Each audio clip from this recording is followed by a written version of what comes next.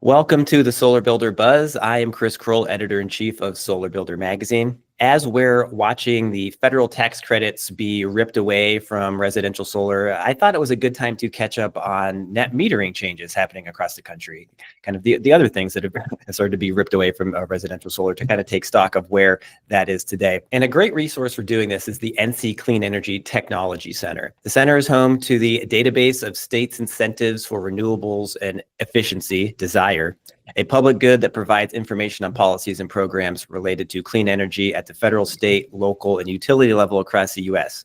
And its 50 States of Solar report is invaluable. It provides insights on state regulatory and legislative discussions and actions on distributed solar policy, with focus on net metering, distributed solar valuation, interconnection rules, all sorts of stuff. And so joining me today to discuss the report is Rebecca De La Mora, Senior Policy Analyst at the NC Clean Energy Technology Center at NC State University.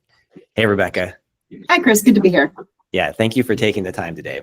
And looking at the report, the Q1 report for 2025 published in April, what are some top-line trends in the changes being made to traditional rate design features and net metering policies? Yeah, so we do our report every 3 months at the end of each quarter. So our most recent report, like you said, in April covered the Q1, January, February, March of 2025. And so over the past few years, over the past quarters, a lot of the trends you've been seeing have been really focused on, for residential solar customers, a shift to time-varying rates, a shift to successor tariffs, changing the credit value, integrating multifamily units, and then also a little bit of fees. So I'm going to go through those one by one. So first, we have the time-varying rates, also called time-of-use rates. And this also kind of ties in a little bit with the successor tariffs of, in traditional net metering, usually you pay the utility for whatever electricity you use, and in return, they pay you for whatever energy you export to the grid, usually at the retail rate. So you're getting paid the same amount that you pay. And it's usually on a monthly basis. So the entire billing period, you just one-to-one valued out. You either, sold more to utility or you got more from utility. And that is going to be what your bill looks like. With the shift, however, to successor tariffs and time of use rates, we're kind of seeing a change in how that compensation is being kind of graded during the day. And so because when you actually look at how the grid functions, the demand and the capacity of the grid is going to change throughout the day. Higher, when people get home, lower in the middle of the night, or when people are at work. And so that doesn't actually always line up exactly with when you're actually generating solar energy and exporting to the grid. And so states and utilities are looking to kind of shift. So you're getting more of that real time or closer to real time value out of this distributed solar energy. So along with that, we're also then seeing changes to the credit values in and of themselves. Again, traditionally, it is based on the retail rate, but as states and utilities are shifting towards those successor tariffs, we're seeing changes where it can be lower than the retail rate. The lowest we'll ever see is usually the avoided cost rate. Then we have the multifamily units. And so traditionally, lots of times, people who live in apartment buildings like myself, we can't actually put solar on a roof because we don't have a roof. So it's usually, if we're going to have on-site solar, it's through the owner of the building. But there are complications to that. When it came to actually compensating them, lots of times they were then treated as a commercial building for the purpose of net metering. Right. So we're seeing a lot more states actually shifting that now. So these customers can be treated actually as residential customers and get the same benefits as a residential customer in a single family home. Okay, that's a positive, I think. Yeah. Okay. And it's also going to be super important, especially now. I can't mention residential solar without solar for all. So with solar for all coming on, and it is still coming, thankfully, we're going to seeing a lot more interest, particularly for low income and moderate income customers in multifamily or multi-unit homes. And so making sure that they are able to get those same residential benefits as other single family residential customers is really, really important. And then finally, I think the last thing we had was fees. Fees, they're trending still, but they're not as common anymore. Utilities are trying to find alternative ways to kind of compensate for the cost shift, and we can get into that later. The cost shift of how residential solar is impacting how a utility can generate revenue. We're seeing a lot more bigger focus now on utilities changing that netting interval and the credit rate. Very good. Thanks for that oversight. Definitely a lot I want to dig into. Still looking at the most recent report, 193 policy actions cataloged in Q1, most common related to compensation rules with 55, 35 with community solar, residential fixed charge and minimum bill increases, or 34 of those. And just as saying those numbers, I was just wondering broadly how those numbers compare to other quarters. Are there typically this many actions in these different categories? Is it something trending up or down? We do track all of these numbers quarter by quarter. In our annual report, we actually include a graph showing the year-by-year trends for the number of actions. And so on a quarter-by-quarter basis, it tends to be pretty even. Only exception is oftentimes in the first half of the year in Q1 and Q2, we see a lot more action just because legislators are in session at the state level. Whereas on the regulatory side, it does tend to stay pretty even throughout the year. Okay, got it. But when we're looking at like the year-by-year trend, so when we look at DG compensation, and that's our fancy term of saying net metering, because not everything is technically net metering anymore, so we can't call it that. We've actually seen a pretty big increase since we started tracking these numbers back in 2015. So in 2015, we had around 40. Now we're at almost 100 actions in 2024. And a lot of that is coming from, again, it's a lot of the shifts to the net metering successor tariffs, the net billing, the changes to the credit rates, and all that stuff that we talked about. On DG valuation, so that's looking at how do you actually measure and calculate the value of your solar energy. So these are like the actual value of solar studies. That stayed pretty even throughout the years. Fixed charge increases. So since those are technically based on utility rate cases, it kind of goes up and down depending on when utilities actually file those rate cases. So we've been seeing it went up for a while, then it went back down, it's going back up again. And again, it's because utilities are usually on a cycle of when they have to actually file these cases. Demand and solar charges, it's been going down over the past couple of years. Like I said before, like they're still there. They're just, utilities are looking for alternative ways to kind of recoup that money. Third-party ownership has also stayed pretty even with a little waves in it, not as popular to change as it was before. We've kind of hit like a steady point of where everything is legal or illegal. And then finally, the last thing we tracked was utility-led rooftop solar. And so that was really popular a few years ago, but it's not as popular now, to the point where we've had quarters where there's just no action on utility-led rooftop solar. So we actually ended up this past quarter, so this new Q1 2025 report, we replaced that one with 2 new entries: financial incentives and interconnection, because we've been seeing a lot more action related to those in relation to solar than we have with utility-led solar. So thank you for that overview. We have been saying for a while, just, in industry circles, net metering's dying, net metering's dead. Definitely California had changed the game with their NEM 3 rules, in reflecting what you're talking about, more time of use billing, the interval cycles and all that. And it seems like that is broadly true going across the country now. I mean, maybe you wouldn't use the terms dying or dead, but I guess how would you react to us kind of in the solar industry saying, net metering's going away, it's dying, it's dead? I mean, if we want to take like the traditional definition of net metering, where it's the monthly billing basis or the monthly netting interval with the retail credit rate and things like that, then we're seeing, yes, a lot of states kind of shift away from that to alternative compensation mechanisms, whether it's like net billing, the shorter credit intervals, not doing it at the retail rate.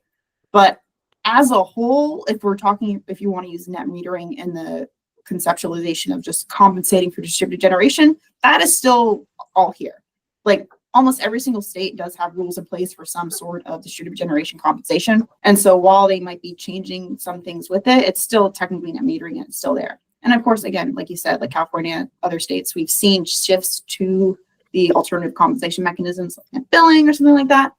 But it's still not as widespread when you actually look at the map.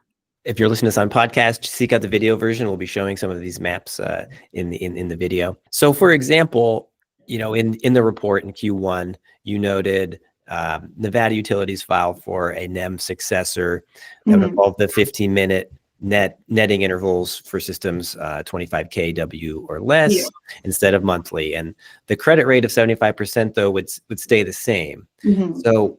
So just by making that interval change, do we have an idea of how much that could impact average compensation?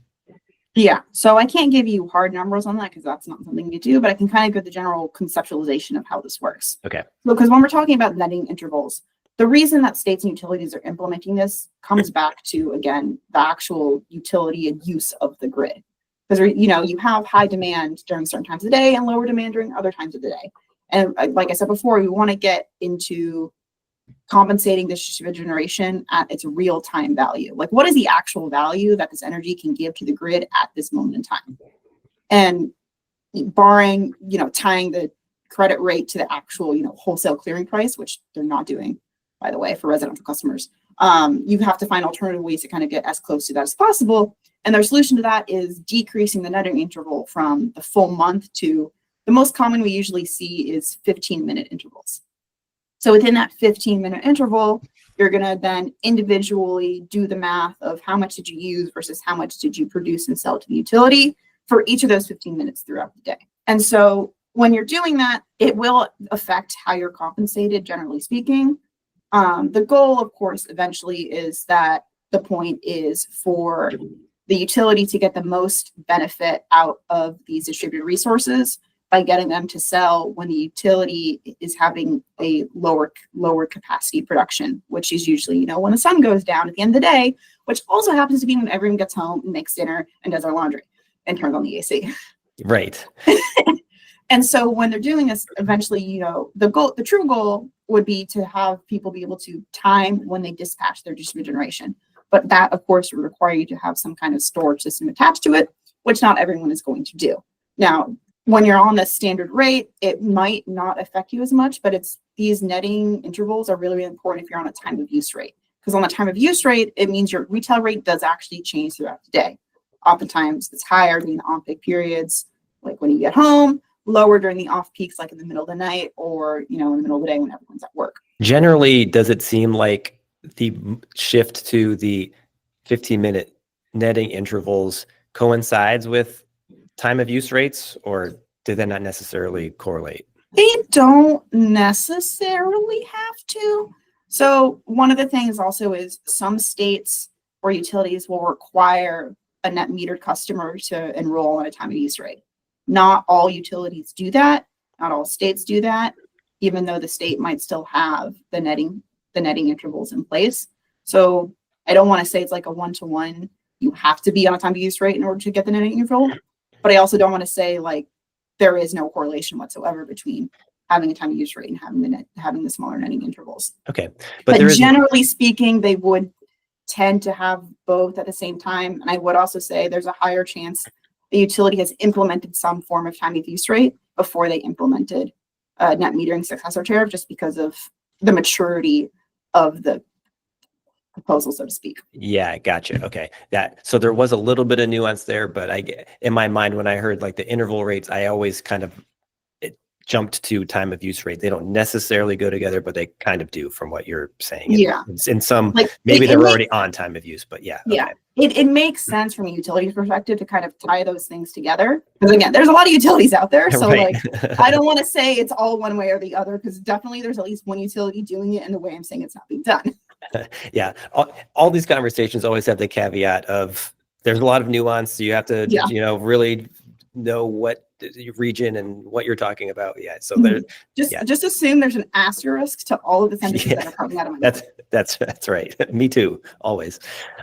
So thinking about that, the saturated, I still want to think about the trend here. So saturated solar markets like California have started to obviously change their compensation rates, or the rate of compensation with fear of the duck curve. And I don't want to necessarily talk about the duck curve, but when you look at across the country, there are completely nascent solar markets that seem like they're picking up the policy changes that the more saturated solar markets have moved towards. Well, I guess it does that seem like it's happening? It's definitely something. It's definitely something we've seen before, where states that maybe have a lower penetration of distributed solar are kind of looking towards the future. Because if you know the duck curve is coming and that you're going to have to deal with it eventually, why not just deal with it now before it even happens, and you can avoid the whole mess in the first place? And so we actually have seen some states kind of transition to those net metering successor tariffs or some sort of alternative compensation before the quote unquote true need is needed to avoid the duck curve. So one example that I think is going on right now is West Virginia. West Virginia doesn't have a super large residential solar market, but of its 4 investor-owned utilities, 2 have already shifted to successor tariff, and 2 are currently in the process of proposing one. So I think they proposed it within their current rate case, And so the commission is currently considering to shift these two utilities to net metering successor tariffs. The downside is, California built a great residential solar industry with their more friendly compensation rates. And now these markets that don't have much solar penetration will still not probably see that. It's like, I feel like you still want to try to be encouraging. This is just me. Yeah. My perspective on it. It's like you're worried about a thing that's probably not going to happen now because you've killed the baby in the crib type of thing. You know what I mean? Sorry to. Okay, I can change how I phrase that, but Well, I think also one of the most important things to think about is we can talk about, friendly versus unfriendly markets and policies, but lots of times what encouraging solar comes down to is the actual retail rate the customer's paying, and frankly, the geography of where they are. When you're looking at standard traditional net metering, which uses the retail rate for the compensating, if your retail rate is high, that means your compensation and bill credit is also high. If your retail rate is low, that means your compensation and credit rate is also low. So that's why you'll see states like California and Hawaii have that really, really high penetration of solar, even if they don't have quote unquote as friendly policies anymore, just because the retail rate is so high, you can still get a really good deal out of installing solar. Mm-hmm. Whereas on the other hand, states with like lower compensation rates, or lower retail rates, it doesn't make it as encouraging. And even when you shift to a successor tariff, the lowest possible thing you could be credited at is the avoided cost. And avoided cost is still not one-to-one perfectly proportionally tied, but it's still tied to the retail rate that you're paying, because all of those numbers are based on how much the utility needs to make money and how much their costs are. Mm-hmm. And so if your retail rate is high, there's a chance your avoided cost is also high. So there's still going to be a baseline minimum where it's still a pretty good deal. And then, of course, you get into the geography of it all.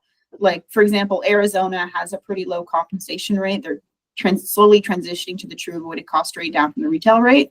But they're in the top 10 states in the country. And it's just because it's Arizona. They have so much solar. Why wouldn't you do it? Right. Okay. Yeah. So even if you don't have, or even like Texas, I'm from Texas. Texas doesn't even have net metering rules statewide. Mm-hmm. It's up to either a retail electric provider to just voluntarily do it, or if you live outside of ERCOT, your utility might offer it. But it doesn't have net metering rules. There's not a lot of incentives the same way that California or like Connecticut or New York has. But again, it's still in the top 10 states because the credit values are really good and there's just a lot of solar. You had already named a couple of them, but with my framing of like maybe more solar friendly states mm-hmm. or solar friendly utilities in terms of how they have structured their compensation or billing, is there any more that you maybe could point out that or stand out apart from the pack? Like one concrete example is Alaska. And you don't think of Alaska as like a typical solar friendly state, just because, again, geography wise, it doesn't have a lot of solar compared to a lot of other states, but they've got a proceeding going on with the commission. So the state itself has a statewide aggregate cap where net metering can only make up like 1.5% of utilities load or something like that. But under the new proposed rules, it would go from 1.5% to 20%. Oh, well, okay. Which is the highest aggregate cap I have ever seen. I think most other states have aggregate caps. It's usually in like the 5 to 10% range. So 20%, especially from 1.5, is a huge jump to allow net metering customers. So it's super interesting to see this in a state that most people don't particularly think of as like a high solar state. So like I said before, Texas doesn't technically have net metering rules statewide, but there were some bills in the legislature. One was just enacted that allows net metering for large load customers, obviously not residential customers, but the fact that they made rules in and of themselves is pretty great. So I mostly wanted to focus on kind of the state of play for residential solar across mm-hmm. the U.S., but you noted during the conversation some states, and in the report, that some mm-hmm. states are expanding size limits for non-residential net metered systems to increase participation. So it's kind of why I've been focusing on maybe what's happening is lessening participation in residential solar, possibly. That's my theory. Are C&I customers potentially seeing more payback opportunities or more encouragement via net metering, net billing mm-hmm. incentives? Am I getting that right or no? I think it's important to note that the size of the system or the maximum size of the system doesn't have as strong an impact on a residential customer as it does on like a commercial or other non-residential customer. The physical size of the building doesn't necessarily correlate to how much electricity they use.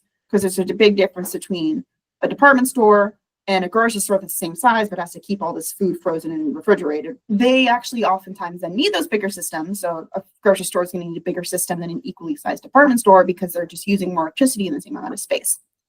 And finally, I think another thing to consider is when you actually look at like where a utility's customers are and where their electricity is going, a majority of that electricity is going to be going to commercial and non-residential customers, even if they have less commercial customers. Because if you take, for example, a utility with 100 residential customers and one industrial customer, there's a good chance that industrial customer uses 10 times more energy than all of the 100 residential customers combined. And so utilities, if they want to offload that capacity and load onto the customer for on-site generation, it makes sense to increase their ability to have on-site generation. So that building is going to be self-consuming the solar, and it's not going to be as worrisome for the duck curve that we've been talking about, likely because that building was going to be kind of using the solar as it's happening and helping the grid overall by lessening the load of that site on the grid. Yeah, and I think it's also important to know that commercial customers like that don't necessarily follow the same demand time of day trends as a residential customer does. Because when you look at the duck curve, it does kind of tend to follow, what you think of as like a 9 to 5 office worker who then goes home, and that's when all the demand increases. But oftentimes, if like industrial sites are often running 24/7, a grocery store has to keep that food cold 24/7, and so their demand values don't necessarily line up precisely with the overall demand curve or the duck curve. And then one more thing I did want to mention was about cost shifting. So one thing that utilities, it's really important for utilities and then solar and non-solar customers is how are utilities recouping their money for providing these services? And so when you have solar on your roof, it means you're using utility services less, so to speak, but yet you're using it less, but they still have to have that baseline. Like even if you're using it less, you still need to have that line interconnecting your house to the grid. Yeah. And so that's a flat fee. That's a flat amount of money the utility has to recoup. And so if you're paying less on your bill, that means they're going to have to increase everyone's charges, which will then hurt non-solar residential customers. And so that's lots of times where you might see things like those capacity charges, those grid access charges we were talking about, like fees on solar customers to kind of even out that cost shift. On the commercial side, we don't see that as much because a lot of commercial customers pay demand charges. And so those demand charges are another way for a utility to recoup their money without that really extreme cost shift you might see that you would see in solar versus non-solar residential customers. And so it's not as heavy as a lift for a utility to allow these commercial customers to have more on-site generation.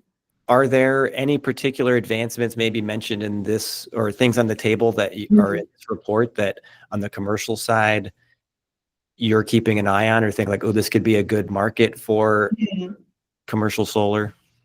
Yeah. So with that framing in mind, actually, then I would say a lot of the opportunity is not going to be what we lay out in our solar report, what we actually lay out in our other reports. Ooh, intrigue to be continued. Yeah. Next conversation. So first, the first part I want to bring up is our power decarbonization report. So again, it goes out every 3 months, like the solar report does, and so that mainly focuses on decarbonizing the electric grid. And this year, we just added a new section on large load customer treatment. So because we've seen a lot of the AI stuff, all the new data centers, a lot of utilities now have to reckon with the fact that here's a new customer that uses 10,000 times more energy than any customer you've ever had before. How are we going to deal with that? Yeah. And one of the things we've been seeing is either encouragement or mandates for these large load customers to have on-site generation. And so that's becoming more and more popular, is having, data center specific or large load customer specific tariffs. So they're having their own specific rate, requirements from the state at the legislative or the regulatory level for on-site generation for these types of customers, green tariffs specifically for these customers, things like that. Another thing I want to mention is also probably virtual power plants. So like I talked about before is utility-led rooftop solar, aka utility-owned solar on rooftops of residential customers isn't as popular anymore, but we are seeing an increase in interest in utility-owned energy storage. And so that kind of also ties into that virtual power plant and a little bit of like energy as a service, where the utility can then utilize all of these different resources, your residential homes storage, the grocery storage system, the data center storage system, and then collate it so it all goes onto the grid aggregated at once. But then in your own spare time, you can use it whenever you want. And so we've been seeing a lot of that. And this is a free thing you can download. With the Smart Electric Power Alliance, we released a report summarizing all of the action on virtual power plants and other aggregated DER programs over the year 2024. So you can download that for free on our website, or I think on the Smart Electric Power Alliance website. So I think that's another opportunity for a lot of these installers to look at, is especially because with a virtual power plant, like, yes, you need storage to dispatch the energy, but you need something to generate the energy in the first place as well. You can't just dispatch something if you're not creating it. Right. Yeah. So that's a good thing to keep an eye on, definitely, is the utilities that are forward thinking in terms of on-site storage. And it's like, yeah, that makes more sense if they were to say, yeah, we're going to maybe take more ownership over this. If you're installing solar, that's great, that's useful, but we're going to now own a battery system, or you encourage it and then use your battery system for our purposes in a virtual power plant, and then kind of everyone can maybe win then a little bit at the end of the day. And it also, again, it ties back also into what I was saying before, with when you have that shift with the netting interval and the credit rates, the best way you can take advantage of that is with a storage system where you can store all the energy you're making your day and then sell it during on-peak period when you get home. And so states and utilities as a whole are kind of taking this more holistic view of looking at distributed generation.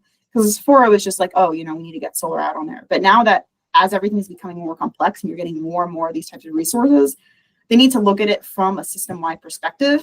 And that system-wide perspective does include storage and the ability to time your dispatches of this energy. Very good. Well, Rebecca, thanks for downloading your brain into the buzz today. This was very helpful catch up on the state of play right now and some things to be looking out going forward. Obviously, we'll be looking for the next report, 50 States of Solar. And we're going to start working on that next week. Yeah. So when does that publish, and just what else should we be looking out for from DSIRE, the whole team? So for DSIRE specifically, we have regular updates on all the incentive programs we have for our reports. So the Q2 ends in just a few days. So once that's over, we can actually start reviewing everything, compile our Q2 reports. So those should all be coming out sometime in the month of July, early August. So that'll include our 50 States of Solar report, our grid modernization report, our electric vehicle report, and our power decarbonization report. We also have a couple data sheets coming out. I believe one that outlines state level implementation of PURPA policies. And then we also have a data sheet that outlines every single investor and utilities avoided cost rate. So those should be coming out in a couple of weeks as well that you can purchase. Awesome. Well, there's a million things happening, so I know you guys are going to stay busy over there. But thanks for taking some time to stop by and chat with me today. Yeah, glad to be of service. Good to be here.